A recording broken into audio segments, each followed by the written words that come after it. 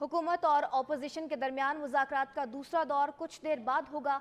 मुज़ाकरात से कबल हुकूमती कमेटी का मुशावरती इजलास हुआ। मुज़ाकराती नशिस्त में हुकूमत तजावीज़ को हतमी शक्ल दी गई। इस मुतालिक बात कर लेते हैं। ऑन शिराजी हमारे साथ मौजूद होंगे। ऑन बताएगा कब तक स्टार्ट होगा दूसरा राउंड मुज़ाकरात का?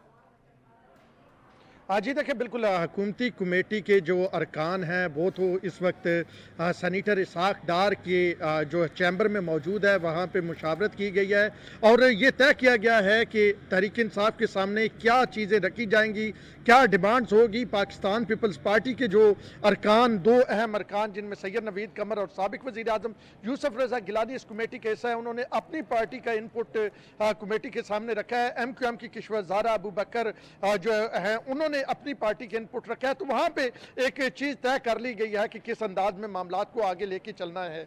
दूसरी जानिब पाकिस्तान तहरीक इंसाफ की जो मुज़ाकराती टीम है, जो शाह महमूद कुरैशी की सरबराही में है, उनके साथ फवाद चौधरी और सेनेटर अली जफर हैं, वो अब से थोड़ी देर पहले पार्लियामेंट हाउस पहुंच चुकी हैं और थोड़ी देर में ये मुज़ाकरात बाकायदा तौर पर दोबारा शुरू होने वाले हैं। ये दूसरा सेशन है। जरा मैं बताता चलूं कि कल जो सेशन हुआ था 2 घंटे पे मुहित था, काफी खुशगवार माहौल में बातचीत हुई थी और जब हमारी पाकिस्तान तहरीक इंसाफ के मुज़ाकराती टीम के नुमाइंदों से बात हुई थी तो फवाद चौधरी भी ऑप्टिमिस्टिक नजर आए और जो शाह महमूद कुरैशी थे उन्होंने हमारे एक सवाल के जवाब में कहा था होप इन होपलेसनेस। दूसरी जानब हुकूमती कमेटी भी ये कह रही थी कि आज 2 घंटे जो गुजरे हैं उसमें इब्तदाई चीज़ें तय हुई हैं, कल मिल बैठेंगे और फिर मुशावरत करेंगे, आपस में बात करेंगे कि मामलात को किस तरफ लेके जाना है।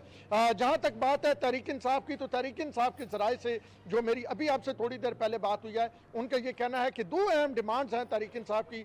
एक तो असम्बली में वापसी की कि तहरीक इंसाफ को असम्बली में वापस आने दिया जाए और दूसरा उन्हें अपोजिशन लीडर मुकर्रर किया जाए करने दिया जाए और दूसरा जो है मामला है कि इंतखाबात रवां साल ही करवाए जाएं। जी बहुत शुक्रिया ऑन शिराजी।